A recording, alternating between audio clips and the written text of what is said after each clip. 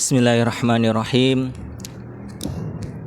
Assalamualaikum warahmatullahi wabarakatuh.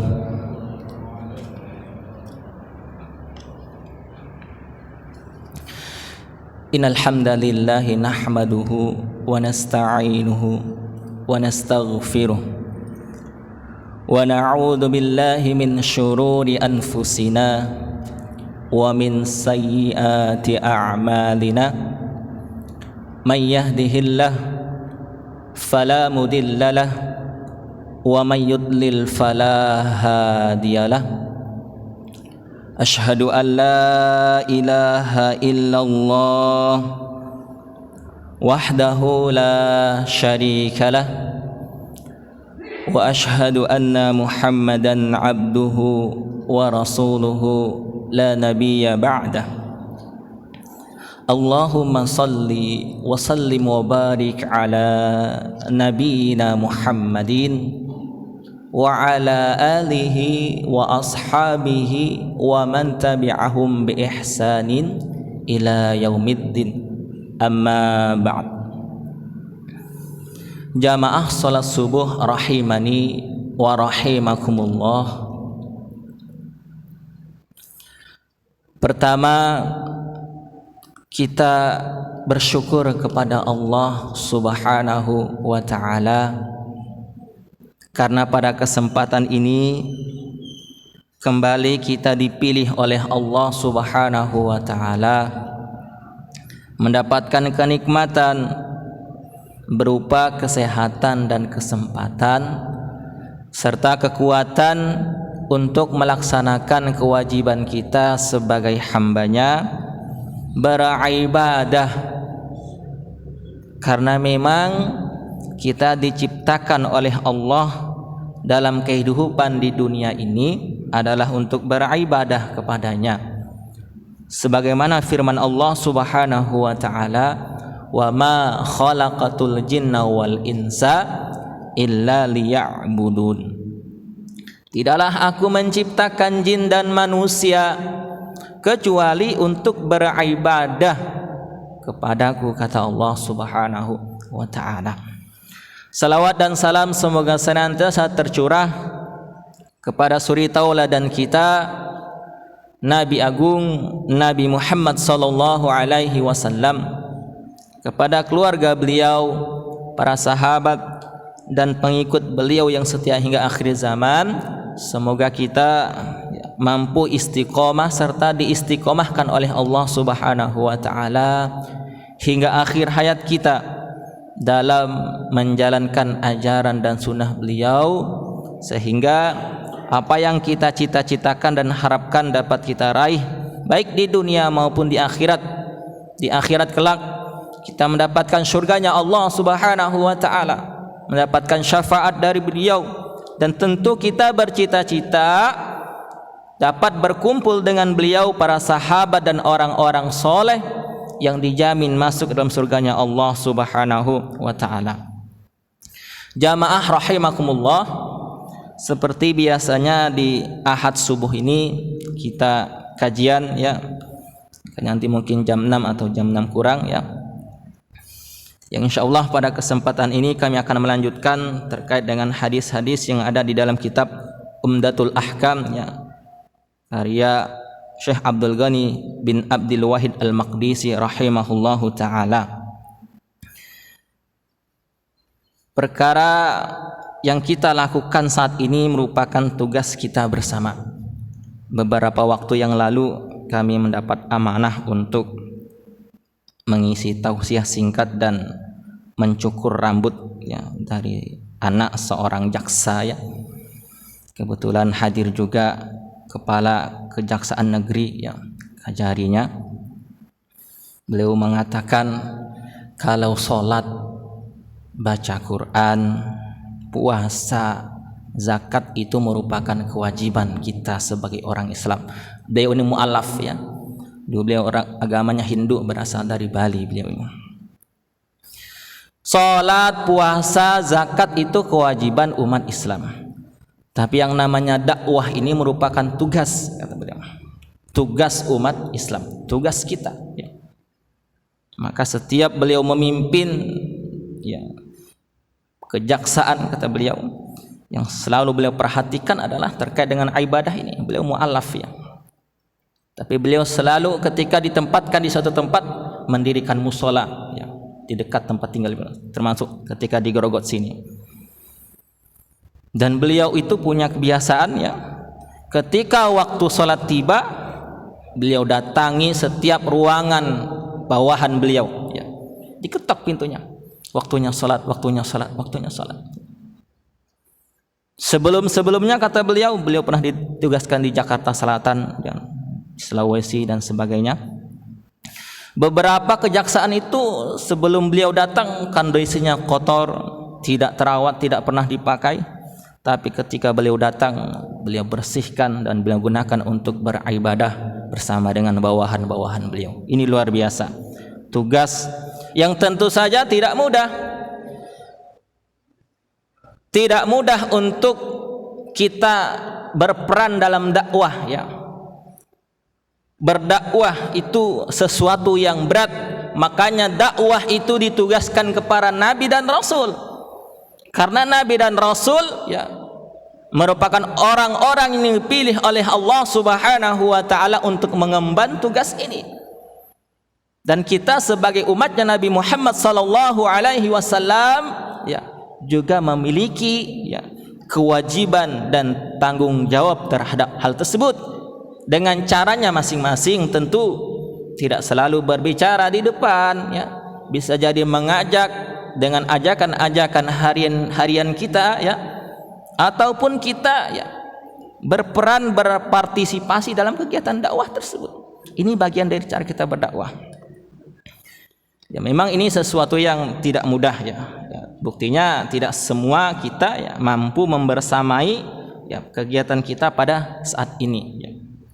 Maka kami ya bersama dengan teman-teman aktivis dakwah biasanya ini sedang berikhtiar ya.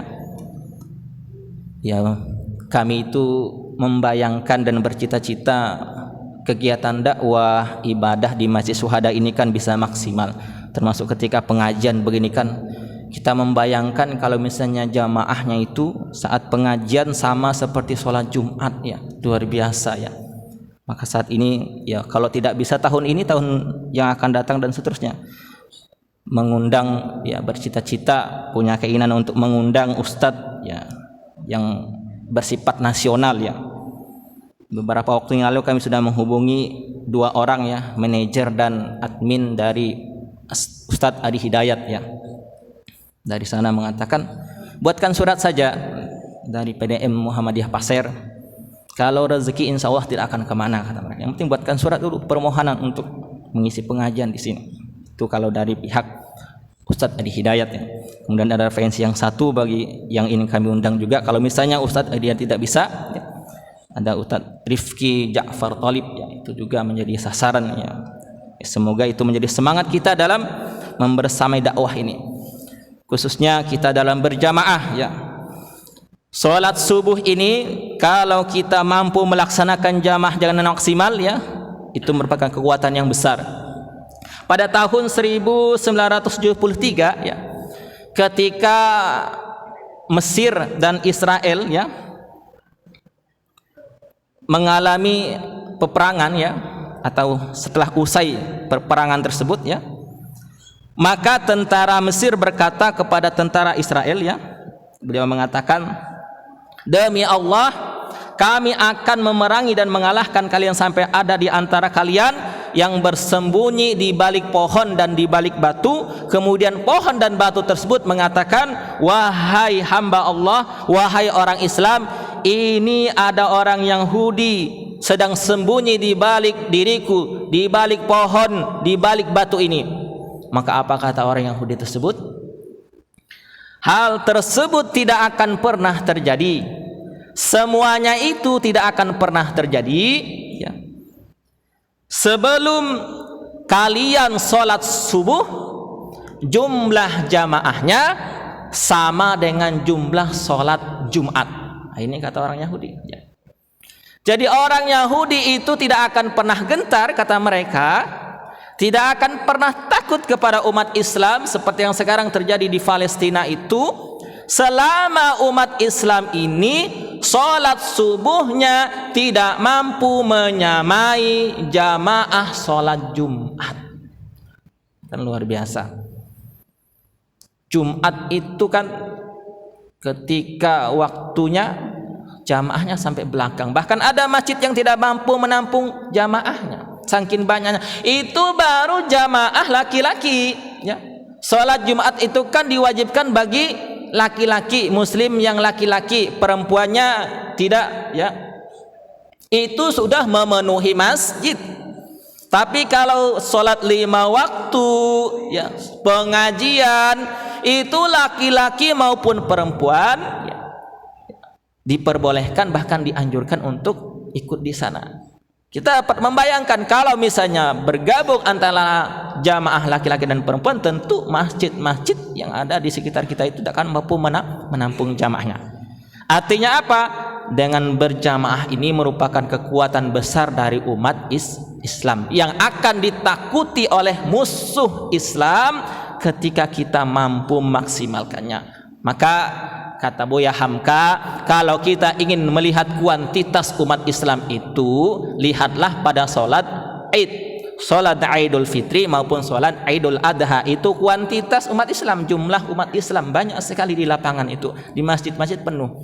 Tapi kalau kita ingin melihat kualitas umat Islam, maka kita lihatlah dalam sholat 5 waktunya di masjid. Itulah kualitas dari umat Islam, kata Buya Hamka. Hadirin yang berbahagia rahimakumullah, sejalan dengan itu pada kesempatan ini kami akan membahas berkaitan dengan ya, di pembahasan hadis bab keutamaan sholat berjamaah dan kewajibannya ya. Bab keutamaan sholat berjamaah ya. Dalam sebuah hadis ya, dan 2 hadis akan kami sampaikan di sini nanti. Yang pertama hadis riwayat Bukhari dan Muslim ya. Yang kedua juga sama riwayat Bukhari dan Muslim ya. Rasulullah sallallahu alaihi wasallam menyampaikan ya, dalam sebuah riwayat, An Abdullah bin Umar radhiyallahu anhuma anna Rasulullah sallallahu alaihi wasallam, dari Abdullah bin Umar bin Al-Khattab radhiyallahu anhuma, bahwa Nabi sallallahu alaihi wasallam berkata, salatul jamaah afdalu min salatil faddi bi 27 darajah. Salat berjamaah itu lebih utama daripada salat sendiri 27 derajat. Jadi 1 banding 27 derajat. Ini hadis yang pertama.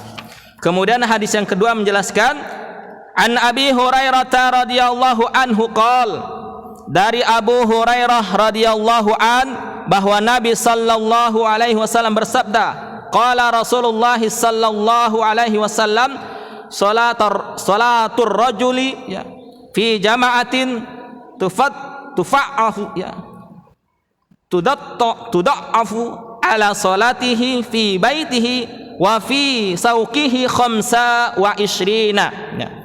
Salatnya seseorang dalam berjamaah digandakan atas salatnya di rumahnya atau di pasarnya ya, di tempat kerjanya 25 kali lipatnya. Di sini 25 kali lipatnya. Di'fan ya, kali lipatnya. Wa dzalika annahu idza tawaddaa fa ahsanal wudu summa kharaja ilal masjidi la yukhrijuhu illa salatu lam yahtu ya khatwatan illa rufi'at lahu biha darajah wa hutta anhu khati'atuhu fa idza shalla lam tazal al malaikah tusalli ya, al malaikah tusalli alaihi madama fi salahu Allahumma salli alaihi Allahumma ighfir lahu Allahumma arhamhu ya, wala yazalu fi salatin ma intazara shalah ya. Bahwa hal itu ya apabila dia berwudu dan memperbagus wudunya, menyempurnakan wudunya, kemudian keluar menuju masjid dan tidak ada yang mengeluarkannya kecuali untuk sholat, tidaklah dia melangkahkan satu langkah melainkan diangkat satu derajat baginya dan dihilangkan satu kesalahan dari dirinya karena hal tersebut. Apabila dia mengerjakan solat, maka para malaikat senantiasa bersolawat atau berdoa atasnya selama dia di tempat solatnya. Ya Allah, berikanlah solat atasnya. Ya Allah, berilah ampunan kepadanya. Ya Allah, berilah rahmat untuknya. Dan dia senantiasa berada dalam solat selama menunggu waktu solat berikutnya. Artinya apa? Ketika seseorang berangkat ke masjid akan mendapatkan banyak keutamaan selain 27 derajat dan 25 kali lipat tadi. Hadirin yang berbahagia rahimakumullah. Terkadang kita memang tidak mudah ya untuk melaksanakan dan wabil khusus mengajak saudara-saudara kita yang belum mampu ya, bersama kita berjamaah di masjid. Ini memang perkara yang berat. Karena perkara ini berat, ya, ibadah ini tidak mudah, maka Allah memberikan keutamaan. Di antaranya tadi 27 derajat dan 25 derajat. Hari Senin yang lalu kami mengikuti ya, pembinaan guru Muhammadiyah ya, yang disampaikan pematerinya dari pimpinan wilayah di SMK Longikis ya, SMK Muhammadiyah Longikis. Pak Agus Kata itu mengatakan seandainya kita itu kan dapat gaji dalam satu bulan misalnya 5 juta ya, 5 juta kalau ditransfer kepada kita misalnya 5 juta ya, misalnya gaji PNS rata-rata 5 juta gitu ya, yang sudah golongan tinggi, ditransfer ke rekening kita 5 juta. Tapi kalau ngambil langsung di kantor, ngambil ke pimpinan 25, ambil yang di bawahnya tadi ya, 25 kali lipat dari 5 juta itu berapa itu Pak ya? 25 kali 5 200 berapa?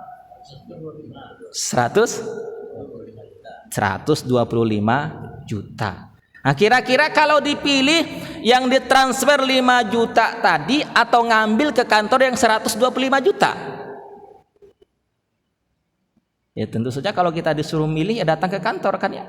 Meskipun hujan-hujan, mungkin sudah malam, tapi tentu kita akan memilih yang 125 juta tadi dibandingkan yang 5 juta. Ini perumpamaan kita dalam memilih ya derajat dan kebaikan yang Allah berikan kepada kita dalam sholat berjamaah. Kita mau ngambil yang 1 atau yang 25 atau 27 tadi ya. Maka kalau dalam urusan dunia kita tentu memilih yang banyak, kenapa kita dalam urusan ibadah dan akhirat memilih yang sedikit? Itu kan logikanya seperti itu. Kalau kita berangkat ke kantor berusaha agar tidak telat, agar jangan sampai kita terlambat absennya ya, mengisi presensinya ya, memberikan tanda bukti kehadiran kita, jangan sampai terlambat, nanti kalau terlambat dipotong gajinya dan sebagainya ya. Tapi pernahkah kita berusaha untuk datang memenuhi panggilan Allah atau senantiasa berusaha untuk mendatangi panggilan Allah Subhanahu wa taala, sebagaimana ketika kita datang ke tempat pekerjaan kita, datang ke tempat kerja kita, jangan sampai terlambat dan berusaha untuk tepat waktu, bahkan kita datang di awal waktu sebelum waktu ya, yang ditentukan.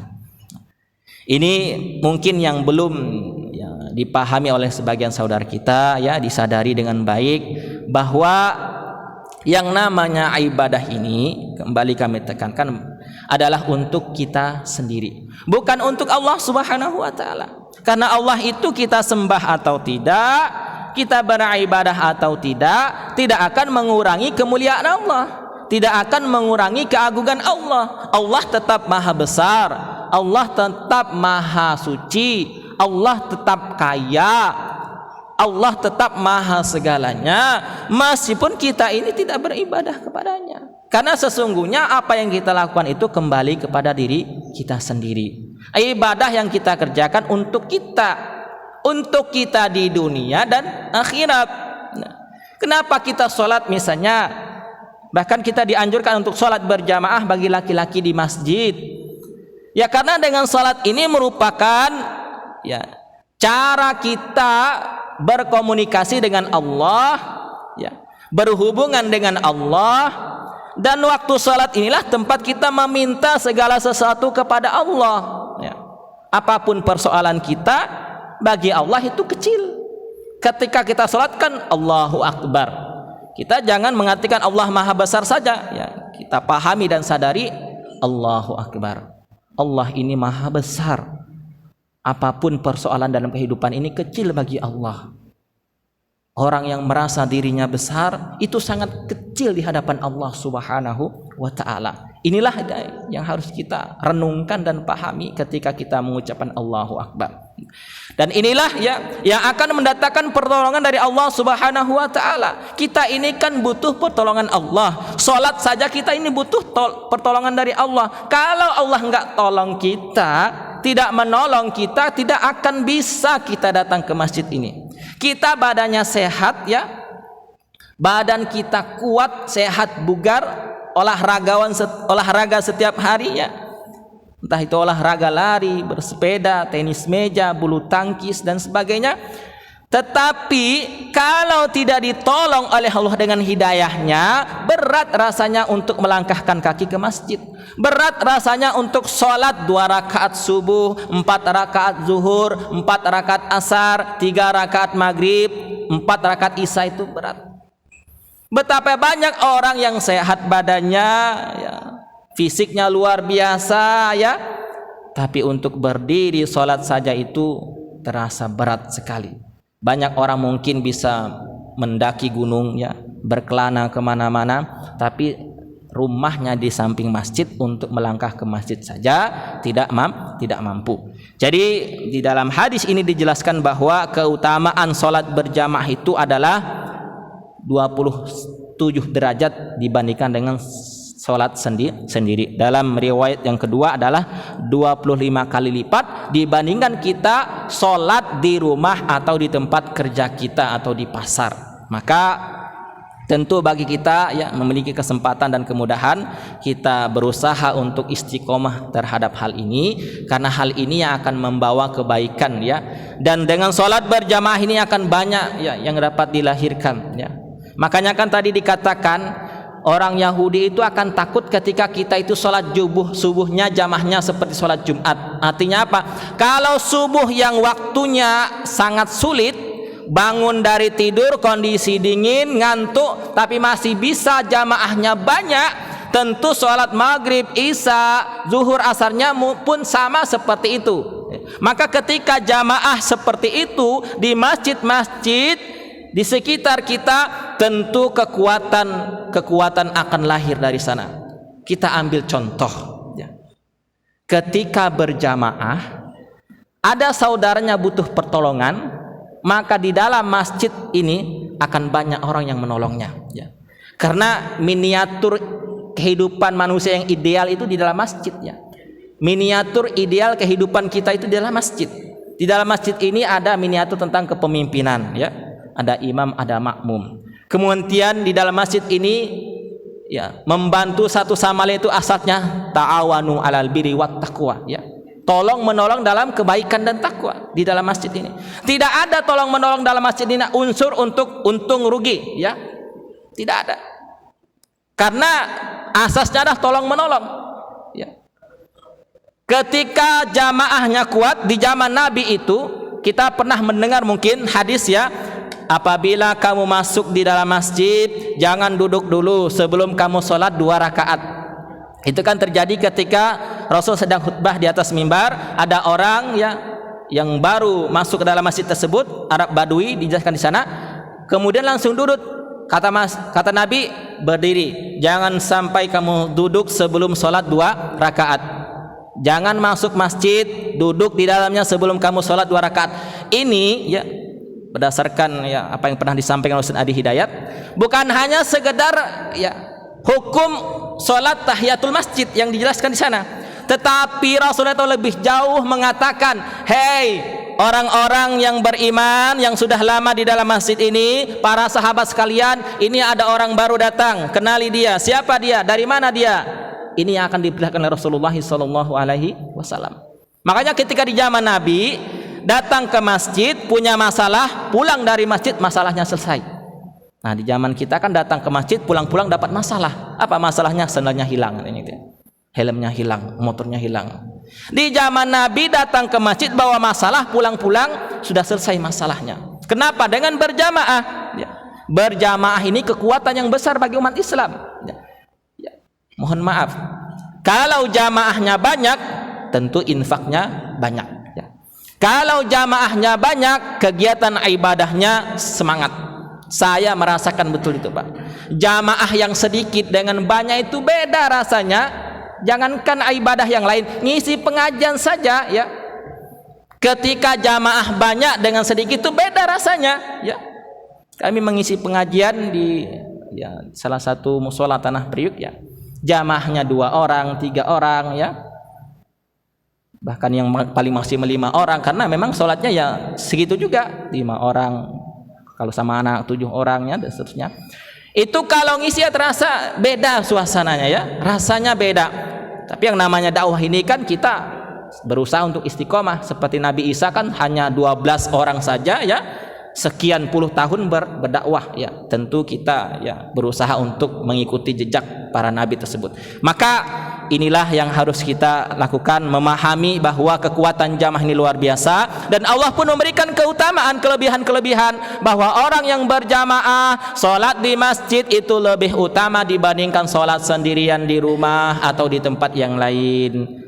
Kenapa Allah berikan keutamaan ini? Agar memotivasi kita untuk semangat berjamaah. Karena dengan berjamaah akan melahirkan kebaikan-kebaikan dan kekuatan bagi umat Islam. Bahkan musuh umat Islam akan gentar ketika melihat kekuatan kita dari sholat berjamaah ini. Karena apa? Pada sholat jamaah inilah kita yang menjalin hubungan satu sama lain, menguatkan ukhuwah kita satu sama lain, tolong menolong satu sama lain, dan seterusnya. Mungkin ini yang dapat kami sampaikan pada kesempatan ini. Semoga menjadi kebaikan bagi kami pribadi dan jamaah sekalian, serta menjadikan kita yang sudah sholat berjamaah ini semakin semangat sholat berjamaahnya, serta mampu mengajak saudara-saudara kita doakan mereka agar mereka mau sholat berjamaah bersama kita, karena kita ingin berjamaah di dunia, berjamaah juga di akhirat nanti. Berjamaah di dunia sholatnya, berjamaah nanti di akhirat masuk dalam surganya Allah Subhanahu wa ta'ala yang luasnya seluas langit dan bumi tersebut. Kita sempurnakan dengan doa kafaratul majlis. Subhanakallahumma wa bihamdika asyhadu an la ilaha illa anta astaghfiruka wa atubu ilaik. Alhamdulillahi rabbil alamin. Aqulu qawli hadza wa astaghfirullah, innallaha ghafurur rahim. Wallahu a'lam bissawab. Fastabiqul khairat. Assalamualaikum warahmatullahi wabarakatuh.